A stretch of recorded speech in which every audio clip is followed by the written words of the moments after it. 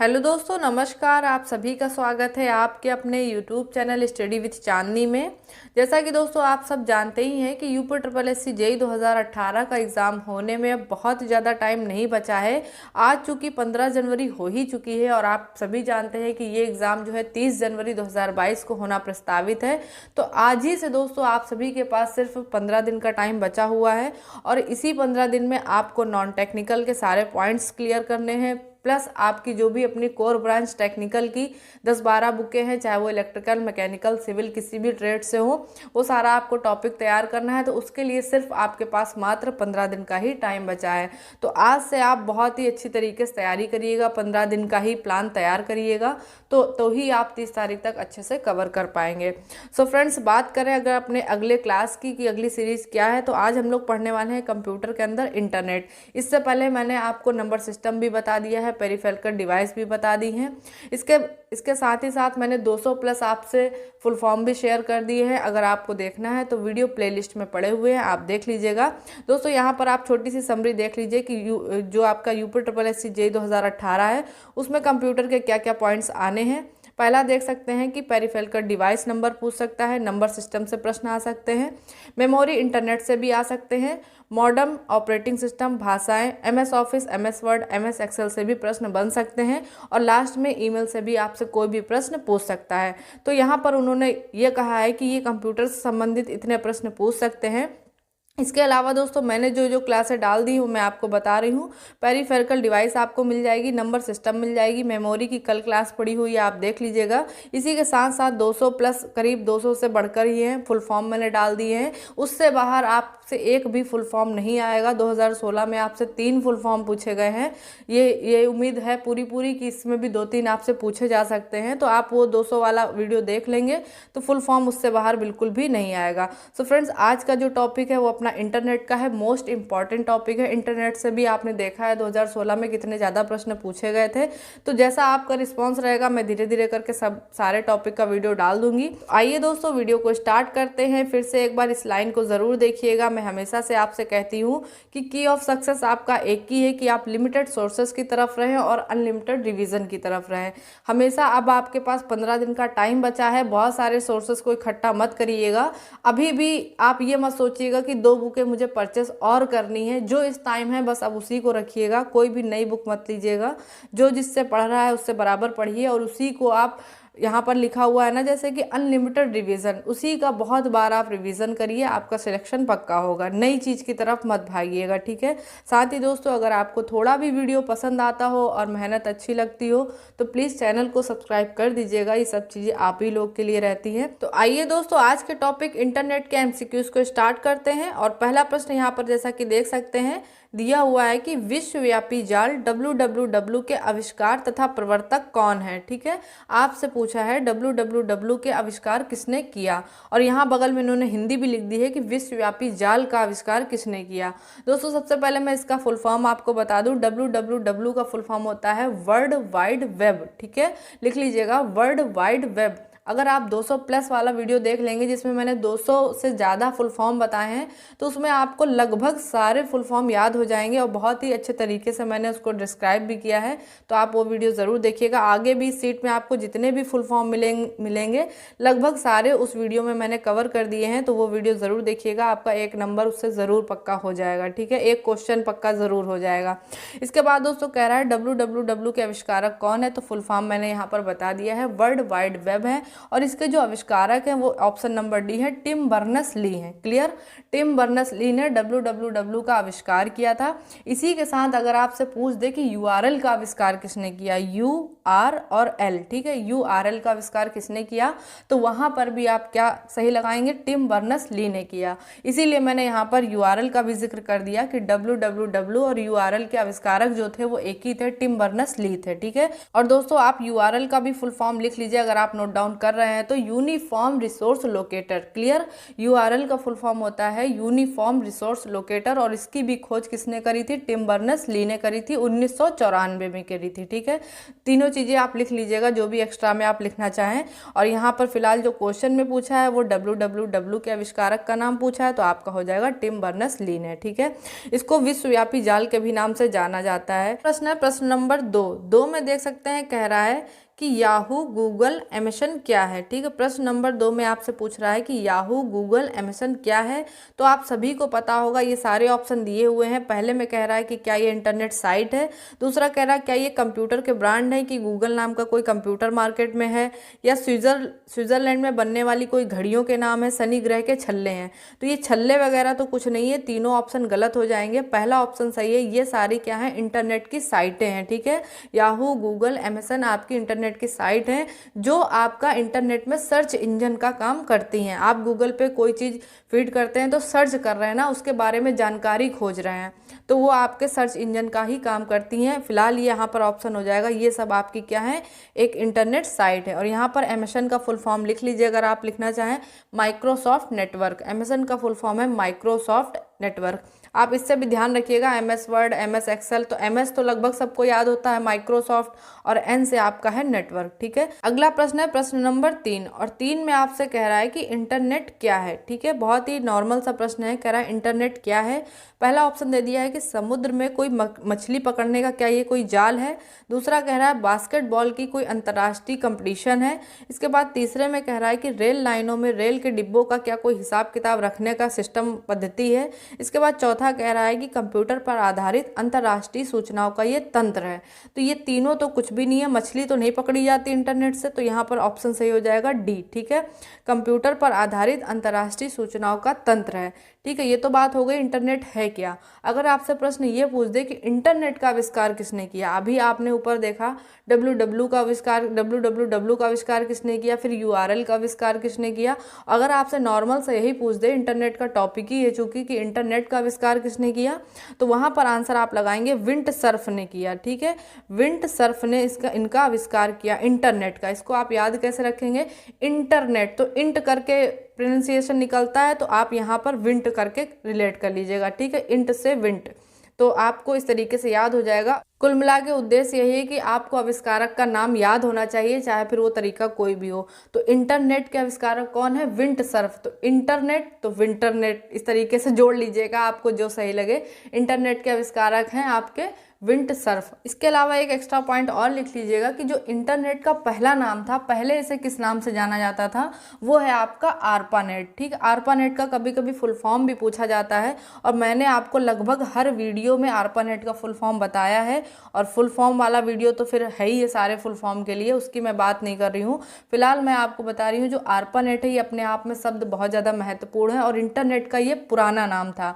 और इंटरनेट की शुरुआत सबसे पहले कहाँ से की गई, वो अमेरिका से की गई। ये भी मैं आपको पहले बता चुकी हूँ। ठीक है, कि इंटरनेट सबसे पहले कहाँ प्रयोग किया गया, अमेरिका में ही बना और वहीं पर प्रयोग किया गया, फिर धीरे धीरे पूरे विश्व में फैल गया।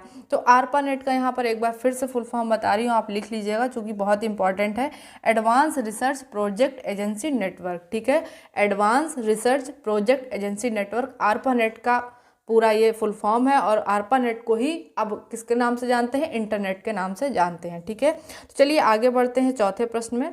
चौथे प्रश्न में आपसे कह रहा है कि निम्नलिखित में से कंप्यूटर का कौन सा पद नहीं है। ठीक है, ऐसा कौन सा इसमें चारों ऑप्शन में है जो कंप्यूटर से जुड़ा हुआ नहीं है। तो आप सभी जानते हैं बाइनरी कोड पर तो पूरा कंप्यूटर बेस्ड ही है। ठीक है, बाइनरी के बिना कोई कैलकुलेशन ही नहीं संभव है, तो बाइनरी कोड होता ही है, मॉडम होता ही है, चिप उसमें लगी होती है। एनालॉग जो शब्द है वो कंप्यूटर से थोड़ा सा हट के है। ठीक है, एनालॉग का प्रयोग कंप्यूटर में नहीं होता है, वो डायरेक्ट कंप्यूटर के टच में नहीं है। एनालॉग जो शब्द है वो आपका कंप्यूटर के डायरेक्ट टच में नहीं है। इसके अलावा जो बाकी 3 ऑप्शन है ये आपके कंप्यूटर के बहुत ही क्लोज टर्म्स रहते हैं। ठीक है, इसके बाद अगला प्रश्न है प्रश्न नंबर 5। ठीक है दोस्तों, अगर आपको ये PDF चाहिए तो टेलीग्राम ग्रुप का लिंक मैंने डिस्क्रिप्शन बॉक्स में दे दिया है। आप वहां जा करके सारी PDF को डाउनलोड कर सकते हैं, चाहे फिर वो नंबर सिस्टम की हो और आज के टॉपिक इंटरनेट की हो, पेरिफेरल डिवाइस से हो, किसी भी टॉपिक से हो, जिसका भी वीडियो यहाँ पर पड़ा है सभी की आपको वहाँ पर PDF मिल जाएगी। साथ में जो 200 फुल फॉर्म मैंने बताए हैं उसकी भी पूरी PDF आपको वहाँ पर मिल जाएगी। तो जल्दी से जाइए टेलीग्राम ग्रुप को ज्वाइन करिए, वहाँ पर सारी PDF पड़ी हुई हैं, आपका रिवीजन अच्छे से हो जाएगा। प्रश्न नंबर 5 में कह रहा है कोई वेबसाइट एक्सेस करने पर, कोई वेबसाइट पे आप गए तो वहाँ पर सबसे पहला जो पेज दिखाई देता है उसे क्या कहते हैं?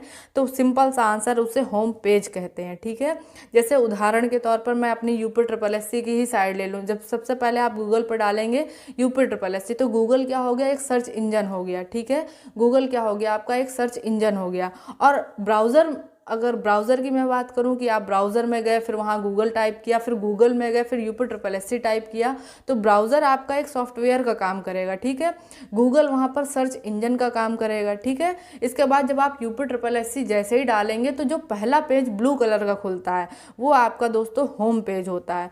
होम पेज में वही चीज़ें लिखी होती हैं जो उसके अंदर डेटा कलेक्ट होता है। ठीक है, जैसे अगर रिजल्ट लिखा है, नोटिस लिखा है, कुछ भी XYZ लिखा है, तो जब आप उस पर क्लिक करेंगे तो उससे संबंधित और डीप डिटेल वहाँ पर होगी। तो होम पेज बनाने का उनका उद्देश्य यही है कि मेरे वेबसाइट पे आपको इतना इतना डेटा एक साथ मिल जाएगा अगर आप इस जगह क्लिक करेंगे। ठीक है, तो होम पेज पे आपको जो उसके अंदर आवश्यक सूचना रहती है उनकी पूरी लिस्ट बनी रहती है, पूरी सूची स्टेप बाय स्टेप बनी रहती है, क्या नोटिफिकेशन, क्या रिजल्ट, ठीक है, एडमिट कार्ड, इस तरीके का जो भी संबंधित जो भी वेबसाइट हो। मैंने यहाँ पर उदाहरण आपको UPSSC का ही दिया है। ठीक है, अगर आप किसी भी वेबसाइट पर चले जाएँ, चाहे वो कोई भी हो, चाहे खाद्य विभाग की हो या फिर PWD की अपनी साइट हो, इन सभी साइटों के अतिरिक्त तो कोई भी जो भी आप वेबसाइट खोल रहे हैं वो आपका जो पहला पेज दिखाता है, जो कि काफ़ी ज़्यादा कलरफुल भी होता है और हर चीज़ उसमें ब्लिंक करती रहती है। ठीक है, चलती फिरती रहती है, तो वो आपका क्या कहलाता है? होम पेज कहलाता है।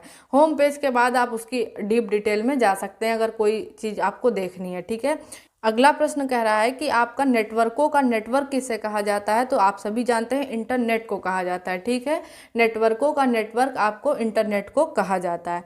अगला प्रश्न है, आप देख सकते हैं प्रश्न नंबर 7, और 7 में कह रहा है कि कोई भी आपकी वेबसाइट लिखी है उसमें .com का क्या मतलब है? जैसे हम लोग नहीं लिख देते हैं कि जैसे चांदनी.com, इस तरीके से कोई भी आप अपना आगे नाम लिखिए फिर .com लगा दीजिए, तो वहाँ पर पूछ रहा है कि .com का क्या मतलब है? तो .com का मतलब है, डॉट का तो कोई मतलब नहीं, कॉम का मतलब है कॉमर्शियल। ठीक है, कॉम का मतलब है कॉमर्शियल। अगर यहीं पे आपको दिख जाए .org, जैसे कहीं कहीं लिखा होता है ना .org, तो ORG का मतलब है ऑर्गेनाइजेशन। ठीक है, .com का मतलब है कॉम से कॉमर्शियल, ORG से मतलब है ऑर्गेनाइजेशन। क्लियर। इसके बाद अगला प्रश्न आपसे कह रहा है कि 8वें में कि कौन सा सर्च इंजन नहीं है, मतलब कौन सा इसमें से सर्च इंजन नहीं है? तो गूगल तो सर्च इंजन है ही है, अल्टा विस्टा है ही है, आर्कुट भी है, तो यहाँ पर आपका साइंस डायरेक्ट जो है वो सर्च इंजन नहीं है। ठीक है, ये तीनों आपके ये सर्च इंजन का काम करते हैं, जिसमें से गूगल तो सबसे ज़्यादा फेमस है और आज से कुछ सालों पहले आप सभी आर्कुट को भी जानते ही होंगे। ठीक है, इसके बाद अगला प्रश्न यहाँ पर 9वें में कह रहा है कि उच्च शोध परियोजना अभिकरण, वही चीज़ advance research project agency network निम्नलिखित में से किसके विकास के लिए उत्तरदायी है? ठीक है, मैंने अभी अभी बताया जो ARPANET है उसने किसकी उत्पत्ति की है? इंटरनेट की उत्पत्ति की है। ठीक है, तो वही यहाँ पर हिंदी में लिख करके पूछ रहा है कि उच्च शोध परियोजना अभिकरण यानी कि advance research project agency network ने किसके विकास में अपना सबसे महत्वपूर्ण योगदान दिया है? तो यहाँ पर ऑप्शन देख सकते हैं, लिखा होगा ऊपर, ये देखिए ऑप्शन नंबर ए में लिखा हुआ है वेबसाइट बनाने में, ऑनलाइन में, ईमेल में या इंटरनेट में। तो ऑप्शन आपका इंटरनेट सही है। मैंने आपको कहा भी कि इंटरनेट का जो पुराना नाम था वो ARPANET था, ARPANET के बाद ही इंटरनेट बना, तो ARPANET ने ही इंटरनेट का जो है विकास किया है। ठीक है, इसके बाद अगला प्रश्न है प्रश्न नंबर 10, और 10 में बहुत ही सिंपल पूछ दिया है, कह रहा है कि वेब अस्तित्व में कब आया? मैंने आपको बताया सबसे पहला जो नेट बना था, इंटरनेट बना था, वो कहाँ बना था? अमेरिका में बना था। ठीक है, ये मैंने आपसे अभी 2-3 बार क्लियर भी किया है कि सबसे पहला जो नेट बनाया गया, प्रयोग में लाया गया, वो अमेरिका में ही लाया गया।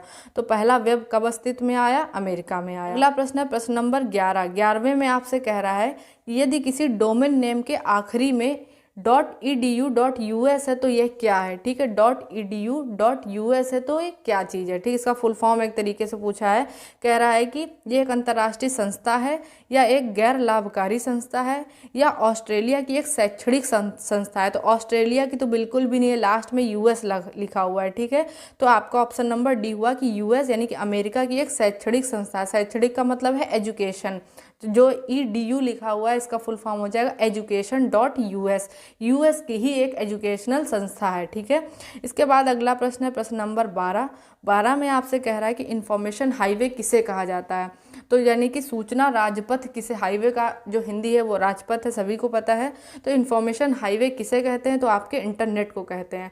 बहुत ही ब्रॉड लेवल पर इंटरनेट फैला हुआ है, पूरे विश्व में फैला हुआ है, तो इसका जो एक नाम दिया गया है वो इन्फॉर्मेशन हाईवे दिया गया है। ठीक है, सूचना का राजपथ, ऐसी कोई सूचना नहीं है जो आप इंटरनेट पर डालें और आपको उपलब्ध ना हो। ठीक है, तो इसीलिए इसको एक निक नेम दिया गया है इन्फॉर्मेशन हाईवे का। इसके बाद अगला प्रश्न है प्रश्न नंबर 13 में आपसे कह रहा है कि इंटरनेट पर प्रयुक्त स्टैंडर्ड प्रोटोकॉल क्या क्या है। बहुत इंपॉर्टेंट है, मोस्ट इंपॉर्टेंट टिक लगा लीजिएगा कि इंटरनेट पर प्रयुक्त जो आपके स्टैंडर्ड प्रोटोकॉल हैं वो कौन कौन से हैं। तो TCP/IP हैं, TCP और IP हैं। TCP का फुल फॉर्म लिख लीजिएगा, ट्रांसमिशन कंट्रोल प्रोटोकॉल, और IP का है internet protocol. TCP/IP transmission control protocol और इंटरनेट प्रोटोकॉल। ठीक है, इसी के साथ HTML का भी लिख लीजिएगा, hyper text markup language, hyper text markup language, ये भी इंपॉर्टेंट है। और HTTP का भी लिख लीजिएगा, ये एक प्रोटोकॉल है।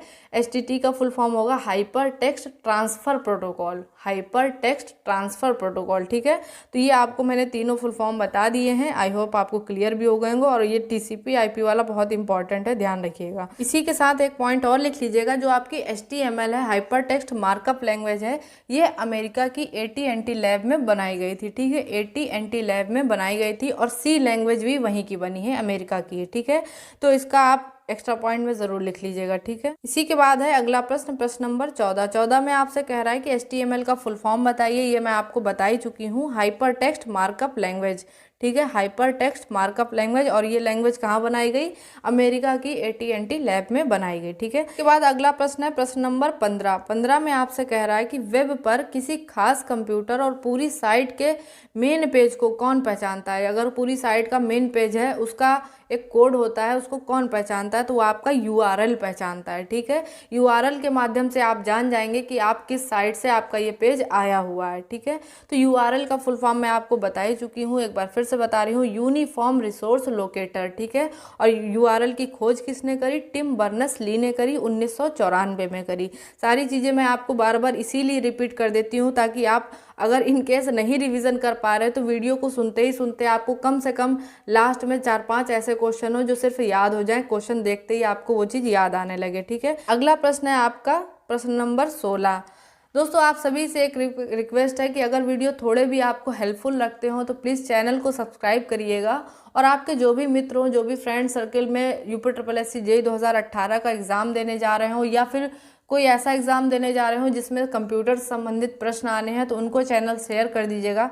इससे मुझे भी थोड़ा सा हौसला मिलेगा, मैं आप लोगों के लिए और अच्छे से अच्छा कंटेंट लाने का पूरा प्रयास करूंगी। ठीक है फ्रेंड्स, अगला प्रश्न यहाँ पर देख सकते हैं, प्रश्न नंबर 16। तो आपसे प्रश्न नंबर 16 में कह रहा है कि कौन सा ऐसा कम्युनिकेशन प्रोटोकॉल है, कौन सा ऐसा कम्युनिकेशन प्रोटोकॉल है जो वेब बेस्ड इंफॉर्मेशन को एक्सेस करने वाले प्रत्येक कंप्यूटर द्वारा प्रयुक्त स्टैंडर्ड को सेट करता है। ठीक है, तो वो आपका होता है HTTP। ठीक है, वो आपका ऑप्शन क्या हो जाएगा, ऑप्शन नंबर C, HTTP। ठीक है, HTTP आपका एक प्रोटोकॉल है जो आपका कंप्यूटर बेस्ड इंफॉर्मेशन को एक्सेस करने वाले प्रत्येक कंप्यूटर द्वारा प्रयुक्त स्टैंडर्ड को सेट करता है। 17वें में आपसे कह रहा है कि ऐसा क्या है जो ऐसे इंटरनेट से भी जुड़ा होता है, जो एक स्पेशल वेब सर्वर सॉफ्टवेयर भी चलाता है और इंटरनेट पर दूसरे कंप्यूटरों को वेब पेज भी भेज सकता है। ठीक है, तो ऐसा कौन कर सकता है, वेब सर्वर ही कर सकता है। ठीक है, तो वेब सर्वर आपका सॉफ्टवेयर भी चलाता है और इंटरनेट पर दूसरे कंप्यूटरों को वेब पेज भेजने के काम भी आता है। ठीक है, इसके बाद अगला प्रश्न है प्रश्न नंबर 18, और 18 में आप देख सकते हैं पूरा लिंक के जैसा इन्होंने लिख दिया और पूछ दिया इसमें HTTP क्या होता है। ठीक है, तो HTTP होता है प्रोटोकॉल। ठीक है, मैंने आपको पहले बताया कि P अगर लिखा है तो वो कहीं ना कहीं प्रोटोकॉल से ही संबंधित होगा, तो HTTP क्या है, आपका प्रोटोकॉल है। ठीक है, इसके बाद अगला प्रश्न है प्रश्न नंबर 19 में कह रहा है किसी वर्ड डॉक्यूमेंट को वेब पेज के रूप में सेव करने के लिए क्या करना होता है। ठीक है, आपने कोई वर्ड पे डॉक्यूमेंट बनाया, ठीक है, उसको वेब पे आप सेव कर रहे हैं, तो आपको क्या करना पड़ेगा, तो आपको उसे HTML में कन्वर्ट करना पड़ेगा। तो ऑप्शन नंबर D सही हो जाएगा। ठीक है, आपने कई बार ये प्रैक्टिकली किया भी होगा कि आप अगर कोई डॉक्यूमेंट तैयार कर रहे हैं तो तब तक वो सेव नहीं होता जब तक आप उसे HTML में कन्वर्ट नहीं कर लेते हैं। और HTML का मैंने फुल फॉर्म आपको बता दिया है, हाइपर टेक्स्ट मार्कअप लैंग्वेज। ठीक है, अगला प्रश्न है प्रश्न नंबर 20, और 20 में आपसे कह रहा है कि सभी वेबसाइट तथा वेब पेज जो आपने एक टाइम में देखे होंगे उनकी जानकारी आप कहाँ ले सकते हैं। जैसे मान लीजिए आपका मोबाइल है, कंप्यूटर है, आप कोई चीज़ देख रहे हैं, आधे घंटे तक आपने देखी या 15 मिनट तक कोई चीज़ सर्च करी, तो वो आप वही चीज़ जानकारी पुनः कहाँ देख सकते हैं, तो वो फिर से आप हिस्ट्री लिस्ट में देख सकते हैं। ठीक है, हर चीज़ की हिस्ट्री होती है। आप अपने मोबाइल से भी कुछ चीज़ें देखते हैं या कोई भी चीज़ सर्च करते हैं तो वो जा करके कहाँ पर स्टोर होती रहती, हिस्ट्री में। तो आप वही ये प्रश्न पूछ रहा है कि वेबसाइट में एक टाइम में देखी हुई चीज़ या ली गई जानकारी आप कहाँ देख सकते हैं, तो वहाँ पर हिस्ट्री लिस्ट में देख सकते हैं। ठीक है, इसके बाद अगला प्रश्न है प्रश्न नंबर 21, कह रहा ब्राउजर क्या है। ऑप्शन दिया है लैन में कंप्यूटर का पता लगाने वाला सॉफ्टवेयर है, दूसरा दिया है लैन में कंप्यूटर को लॉक करने वाला सॉफ्टवेयर है। ठीक है, इसके बाद अगले ऑप्शन ऊपर दिए हुए हैं, चलते हैं वहां पर देख लेते हैं। अगला ऑप्शन है इंटरनेट पर वेब पेज सर्च करने वाला सॉफ्टवेयर है या कोई नहीं है। तो मैंने आपको बताया कि ये वेब पेज को सर्च करता है, तो सर्च इंजन जैसे गूगल वगैरह है ये सर्च इंजन कहलाते हैं, तो यही आपका ऑप्शन हो जाएगा कि इंटरनेट पर वेब पेज सर्च करने वाला आपका सॉफ्टवेयर रहता है। ठीक है, इसके बाद प्रश्न नंबर 22 है। 22 में कह रहा है कि इंटरनेट पर सर्वर से अपने कंप्यूटर पर सूचना प्राप्त करने को प्रोसेस को क्या कहते हैं। ठीक है, फिर से समझिएगा, कह रहा है कि इंटरनेट, यदि कोई इंटरनेट है, ठीक है, वहाँ से आप कोई सूचना अपने निजी कंप्यूटर पर रखना चाहते हैं तो आपको क्या करना पड़ेगा, तो आपको डाउनलोडिंग करनी पड़ेगी। ठीक है, जैसे आपने कहीं गए MP3 स्टोर पर गए, आपको कोई सॉन्ग पसंद आ गया, लेकिन आप अभी तो देख ही सकते हैं ना, आप वो चीज़ को अपने मोबाइल या PC में नहीं ले सकते,